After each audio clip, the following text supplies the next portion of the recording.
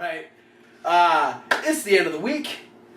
Are you directing me towards? Yes. Are you directing me towards Thursday? The end of the week, yes. All right. I am being directed towards the end of the week, which in wrestling terms is Thursday, because on Thursday, not Friday anymore, we have a show called Smackdown, which means this segment is called the Smackdown Rundown. What, Colin Delaney? You ain't the rundown. You from ECW. I'ma smack you anyways. Woo! So we'll run through the matches real quick. Can we run down the matches real quick? We might run down a couple of them. Oh, probably. We had the Masters defeat the New Day. Adrian Neville defeated Curtis Axel. Natty defeated Alicia Fox. Oh. Bray Wyatt defeated Eric Rowan. And Roman Reigns, Daniel Bryan, and Dolph Ziggler defeated Bad News Barrett, Sheamus, and The Big Show. It's not a lot of matches. Nope. So we opened up with Daniel Bryan talking about how he wanted to, make the Intercontinental title mean something, which means he's going to defend it. And then he starts talking about last week when he went against Sheamus in the main event. Well, first it was he defended it against Dolph Ziggler, and Sheamus attacked him. So he wrestled Sheamus, and Wade Barrett attacked him. And this is when I'm thinking, oh, so now Daniel Bryan's setting whoever attacks him gets a shot at the belt. Yeah, which brings out Bad News Barrett. For his shot at the belt. He goes, hey, what happened last week is you got knocked out with a bull hammer. And then Sheamus comes out and says, and then I bro-kicked you in the face. Because you're short. So Taylor, Travis, stay far away from Sheamus and Wade Barrett. Try that again. Because I can't cut out my name. Okay. Travis, stay far away from Sheamus and Wade Barrett. Gotcha. They hate short people. I get it. And apparently so does the Big Show. Yes, because Sheamus and Bad News Barrett start to walk down to beat up Daniel Bryan. Yeah.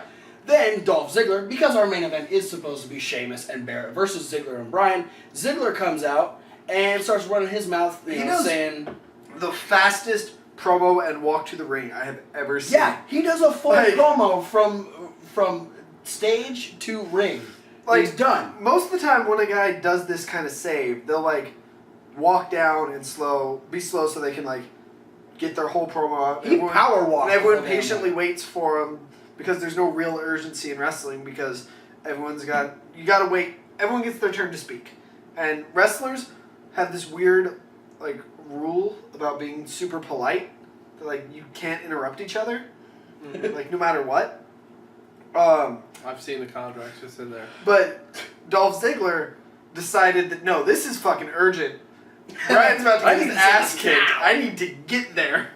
But I still want to talk. It's because he's a show-off. That's what he was doing. He was showing off his abilities to promo and walk at the same time. But yeah, so he finishes with, let's not wait till later. Let's do this match right now.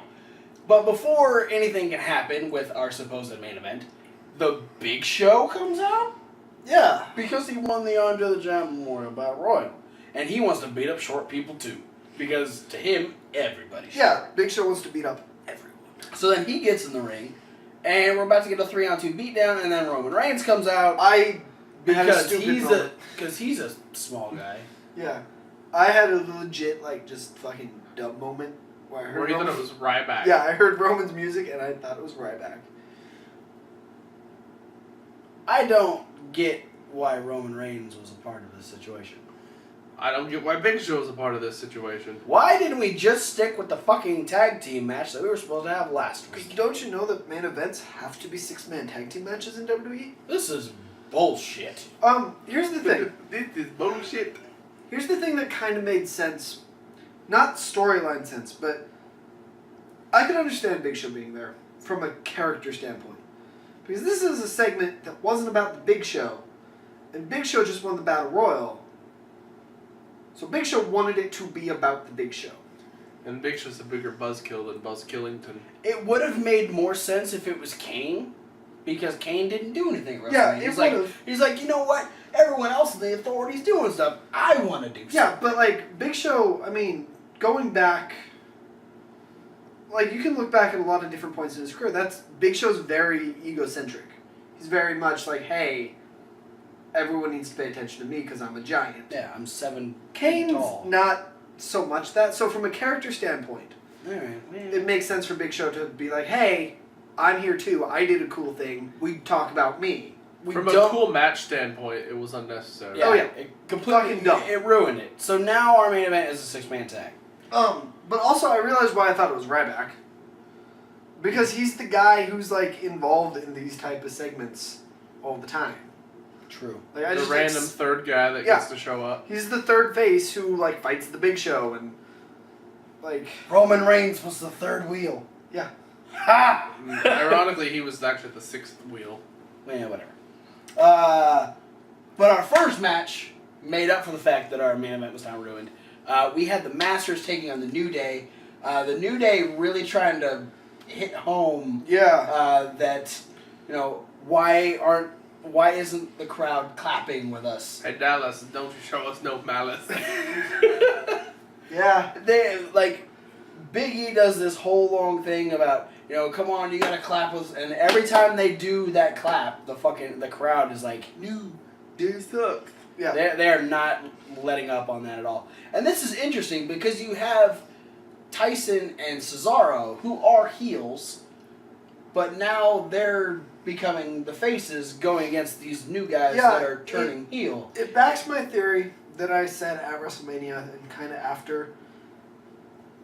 I think WWE, at least for the next few months, is like, hey, let's try to give the fans, the vocal fans who we usually ignore as a vocal minority, let's try and give them what they want and see if that works out for us. Which, in this case, was perfect because everyone wants to cheer Tyson and Cesaro, and they want to boo the New Day. Plus, the match was really good. We kind of had matched up on either side because we had Kofi Kingston and Big E taking on Cesaro and Tyson Kidd. I don't care how many times we see it. Cesaro fucking deadlifted Big E for his... Holy shit. For the gut-wrench suplex. Yeah. That is so cool. Like... Big E's a big dude. Yeah. I mean, it's... like you said, we've seen it before. We've seen him do it to, taller guys, wider guys, bigger guys, but it's still fucking impressive. Yeah. I want to see him do it to Big Show. I bet Probably could. He did power slam him out of the ring. Mm-hmm. He did. The Masters He ended did up... fucking military press Big E one time. He did. He did do that. We did kill Jeff Hardy one time. No, he does that shit all the time. He's fine. He landed on an oven mitt. Yeah. Safety. That's like his kryptonite. Oh, that's what killed him. Oven mitts? Yeah. Oven mitts killed Jeff Hardy? Yeah. That's a safety thing. How do you think his house burned down? Oh. The Masters... right? The Masters end up picking up the win when Tyson hits the Fisherman Neckbreaker on Kofi Kingston. There's all kinds of craziness during this match because you've got two heel teams going against each other. So everyone's just trying to one-up each other as far as... Each team has somebody else extra with them. That adds to the craziness. Yes, it does. Masters end up picking up the win. The crowd got to boo the New Day a little bit more, and it was fun. Then we find out that Adrian Neville's going to be making his SmackDown debut. Curtis Axel has asked for a rematch from... I want a match again. That's what a rematch is. 2 weeks ago, Raw. He wants redemption from Neville's original debut on Raw the night after WrestleMania, and says that he wants to face Adrian Neville again, because this time, what's he going to do when Axelmania runs wild on you? It didn't... Neville handily defeated him. Yeah, didn't turn out any different other than the fact that the match was longer. Yeah, I noticed Axel that... got offense. Yeah. I noticed that Neville was moving slower in this one, too. I think that was probably a safety thing. Could have been. I honestly think that Axel was like, look, I can't fucking keep up with that. I'm going to hurt myself trying. You need to slow down so I don't lose my shit. But even with Neville slowing down, he was still faster than Curtis Axel. Yeah. And beats him with a red arrow again. Then we had a segment where Alicia Fox, Cameron, and Natalya were all fighting over who's going to win the Divas Battle Royal coming up, I believe, on Raw. This segment. And it got really weird because we had Natty and Alicia giving each other compliments, but while shoving each other. Well, Those are not very good insults. You're awesome. No, you're awesome. I respect you. I respect you. I think you're great. Yeah.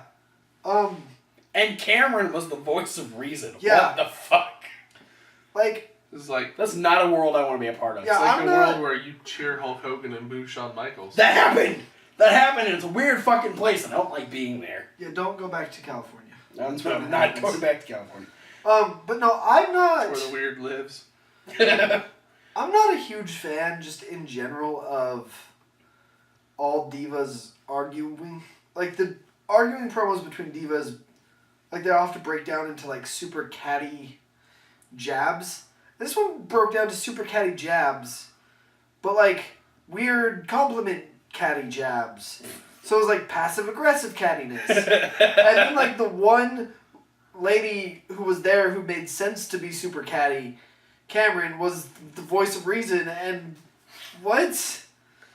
And somehow she single-handedly broke up two divas that are much larger than her. Yeah. And this led to her being the special guest referee in our next match Ah. between Alicia Fox Yes. and Natalia. What? Wait a minute. You're talking about two people getting into a backstage altercation can actually lead to a match? I didn't think this was possible. Only in this weird fucking world that I don't want to be a part of.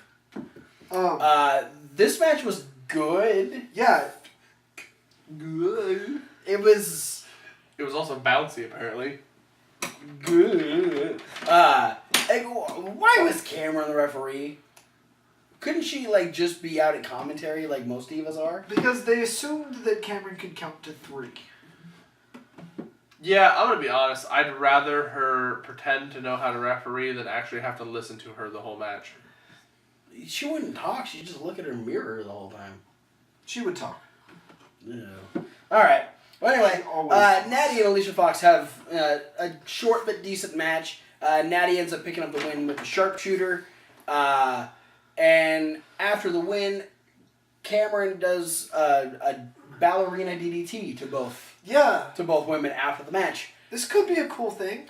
It could be. I don't think it's intentional. It's just a weird thing she does. Yeah. Yeah. Yeah, I mean, she does this weird thing You where know she who I like think crosses her should legs. do that ballerina Summer? DDT? I was going to say Alexa Bliss. Oh, that works. Mm-hmm. That would look really cool. She's a better wrestler though. She Yeah. doesn't have to do weird. Way better wrestler. She doesn't have to do weird shit like that. I know, but like when good wrestlers do weird, cool shit, It adds to it. Yeah, I get it. that's what makes Lucha Underground like one of the best things ever. Yeah. Yeah. Yeah, just extra shit, just add it to your move, just because it looks cool. Yeah. So now we have some more animosity heading towards Monday Night Raw, where we have the Divas Battle Royal to determine who faces Nikki at Extreme Rules. Go off the ropes, spring forward, land on my feet, and then chop you. That's Lucha Underground right there. That's a good move. Then we have another failed storyline happening again, where we have Bray Wyatt going against Eric Rowan. Bray Wyatt's promo was great because he talks about, when I first met Eric Rowan, goes through all that. But then he talks about, the, if I'm willing to do these things to someone that I love, someone that I used to call a brother, imagine what I could do to you. And, we're still trying to figure out who Bray Wyatt is directing his promos at after his very vague promo on Raw. But his first opponent between then and now is Eric Rowan. Yeah. And they have a very physical match. I mean, that's the great thing about these two is that they do have good chemistry against each other. The match was good. My issue, to summarize my issue, because I could go on we could make a whole other rant about my issue with the way the Wyatt family breakup and subsequent matches have been handled. Yeah. My main issue is that never in any of the Wyatt family versus Wyatt family matches has it felt special. Yeah. Mm-hmm. It's just like, here's a match that we can put on SmackDown. Like, these are matches that really deserve a lot of build toward. Yeah, and that's one thing that, we're all excited for the day that we get the Shield triple threat. Yeah. Because they've held off on that. They've done singles feuds between a couple. They've had singles matches. But, once it comes back around and we get to that triple threat, it's going to mean something because it's going to be the first time that all three of them have faced each other since the Shield has broken up. Yeah. If we would have gotten a build like that for the Wyatt family, it would have saved a lot of time for all three of these people and would have put them in something that made sense as opposed to, the different things that we've had Bray Wyatt do and the lackluster things that we've had both Rowan and Harper do. Well, they've all been kind of held down since the breakup. Yeah. Well, I mean, another Shield comparison. Dean Ambrose versus Seth Rollins was great because Dean Ambrose was just trying the whole time to get his hands on Seth, and he couldn't. And it was built for months and months. And even though he had these big matches at pay-per-views, other factors got involved where he still couldn't get his hands on Seth Rollins until he finally did in Hell in a Cell. Bray Wyatt interfered in that. That's a whole other thing that we could talk about. The point is, in none of the Wyatt family matches, altercations, has it felt like, oh, finally these guys are clashing. Because they went right to it when they broke up. And then there's been not enough acknowledgement of where they all came from. To the point where before this match, we had to play the whole video package of Eric Rowan's breakup. See, and this is something that we could have done, because this is the second time we've had Bray Wyatt versus Eric Rowan. Yeah. Both of which were on SmackDown. If we would have done, Eric Rowan coming off the heels of being on Team Cena at Survivor Series, him being the babyface, him coming through, and being a victim of Bray Wyatt, and then Bray Wyatt addressing why he did what he did to Rowan. Yeah. Because he's trying to get to someone else or trying to prove why he's going after someone else, then we could have built something. Yeah. But because we've gotten just two random matches with a little bit of explanation before, this should have been the first one. Yeah. Because then we could have built something off of it. But because we've already seen it, it wasn't as special. And I appreciate Bray Wyatt trying to make it make sense with his promo. Yeah, well, but if this was the first one too, the magic. I think any Wyatt family match should have had huge build behind it to make the match itself seem special. But even if we went with on this random episode of SmackDown, this specific one that we just got done watching, we have Bray Wyatt and Eric Rowan wrestle for the first time ever. If that happened, at least it would have been a long time since their breakup. Yeah, to their first match. So there would have very long. So there would have been mystique behind it. Them doing the match almost right after they broke up once and it not being a great match, there's no mystery here. Yeah. Yeah, it definitely lacks something. I agree with everything that was said. Thank you, Kevin. You're welcome. It was a good match, very physical. Bray Wyatt obviously picking up the win, and him continuing his direction towards whomever, and Eric Rowan being regulated to the mid-card hell. Our next segment we thought was going to be god-awful, very much like our main event of main event. The Miz came out for a special edition of Miz TV, where he was talking about his main role, his starring role in the Marine 4. Yeah. He shows the trailer.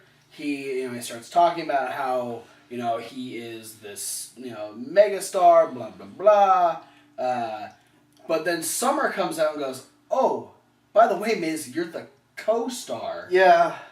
And this was great for Summer, and it was great for the Miz because Miz was just able to act like a little douche. Yeah, I don't know. Something about super sexist Miz just made me laugh. His. Oh, okay, I get what's happening here. So Miz is no, you're the only reason you're on the poster is because I allowed you. I allowed you to be in my movie, just like I did with Damien Mizdow. I'm alive again. I'm the reason he's relevant. He was about to be fired for a third time. Blah blah blah blah blah. I did this, and then I came to Bryan, which was awesome. Yeah, it was perfectly Good timed. timing, whoever did the music. Audio guy was on point on SmackDown. for this particular segment at least.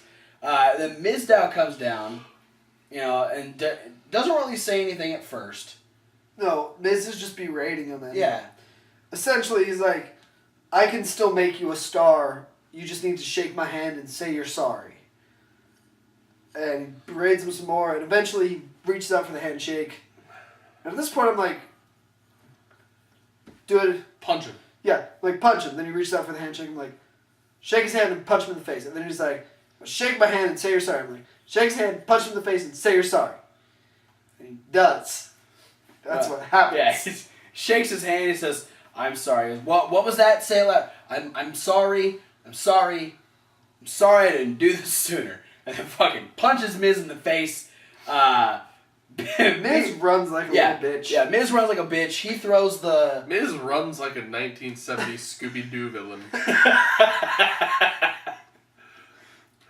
Interesting If there was a rug to get like coiled up underneath him, it probably would have, but there wasn't. But here's the fact you guys may not have realized.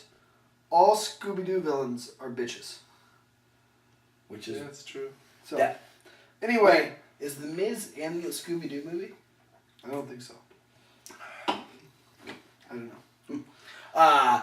So yeah, he starts throwing throws the chairs out of the ring, throws it at the Miz. Well, he threw one chair at the Miz and he Sparta kicked the other one. Yeah, and then because Mizdow is clearly the star of this segment, he got to do what all the stars get to do and kiss the girl and get some random orgasm. When he I don't think that happened. She got pregnant. She legit got pregnant after this because she was like holding her belly. Butterflies. Oh. That was a magic. Yeah, it was the magic beard. Yeah. Oh. Yeah, sorry. Damn it. Yeah, this was a great segment. A lot of great build for Miz and Mizdow, and it gave Summer Rae something to do. Then we had our main event. Yeah. What could have been a great main event. Turned out to be just a mediocre main event. But let me tell you, did these guys ever reach the pinnacle of mediocrity? Uh-oh. Because they did. So I'm going to tell you that. Okay. Thanks. You're welcome. Thanks for that note. Ziggler looked great in this match. Bryan looked great in this match. Ziggler looked great except for his weird fucking hair braid. Yeah. His fucking... I don't know. Forefather's judge wig. No, that's only when his hair gets messed up. Yeah. But like, I mean, alright. I don't know. Sometimes you wear clothes that could be girl clothes. I guess you can try a hair that could be girl hair. Yeah. Hair. I won't judge. 14-year-old girl whose bestie just learned how to braid, so. Or a French pastry is sitting on your head. No, Ziggler's always had that, like, kind of effect. Well, he's like Shawn Michaels. He's like a rock star. Yeah. Rock stars get to wear girl pants. Like a Shawn Michaels rock star. Yeah. Just based on the conversation we're having right now. Shawn Michaels is a rock star wrestler. The match didn't do much for us. No. Like, did Reigns even get most of his signature shit in? Probably. Yeah, he did. Did he? Because he got the hot tag. He got the hot tag from Bryan. Well, I mean, I know Spear and Superman Punch he would have got in. The whole time the match was happening, I just kept waiting for Daniel Bryan's head wound to open up again. Yeah. Yeah. If you haven't seen the video of him getting stitched up, it's pretty gnarly. Yeah. I liked his segment when he came in and he dove on Sheamus. I liked on the outside. How, like, Bryan really, really struggled to get the yes lock in and hold it on the Big Show. And Reigns tried to mash the button and told him to meet so he could win 2K15. Tap! Get that move from The Miz. Reigns, Bryan, and Ziggler won. I think Reigns got the spear. on the show. Reigns speared Barrett, who was attempting to bullhammer him. Yeah. Right. And that's when I said someone should try to counter the spear by running backward. Oh yeah.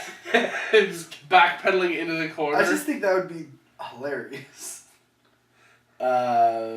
So yeah, what should have been Daniel Bryan and Dolph Ziggler getting an awesome win over Barrett and Sheamus turned into Roman Reigns getting... Roman Reigns looking strong. I don't hate Roman Reigns. No, I just hate... I don't hate Roman Reigns. I don't hate Big Show. I hate this match. Yeah. It wasn't their match to be They in. didn't have a reason to be in it because they're not in the Intercontinental title picture. Yeah. Unless you're planning on doing that, and then you're...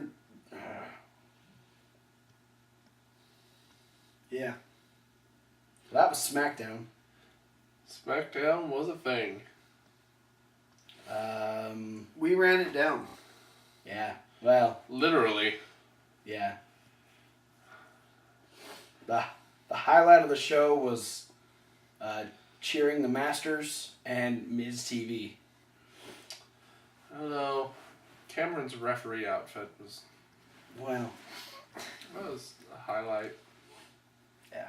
From a visual experience. Well, TV is a visual medium, so... Exactly. Thanks for watching the Smackdown Rundown. Thanks for watching the Wrestling Rundown, episode 43. Be sure to go back through the playlist. Back We in have time. The Raw Review, Indie News, Midweek Wrap-Up, and Streak Week, all before this Smackdown Rundown. Be sure And to episode 44. Yeah, And they can go back to the future. can't do that. Wait till next week for episode 44, where we will have Fantasy Warfare, where this guy... segment. This guy's going to be the referee. We're going to go at it. We're going to... I have a counter argument. Alright. They totally can go to the future in real time. Okay. How? They can't in real time. Like we're In real time they can. That's true. I once... But they can't... But from this point of us recording, they can't go into the future. To watch episode 44.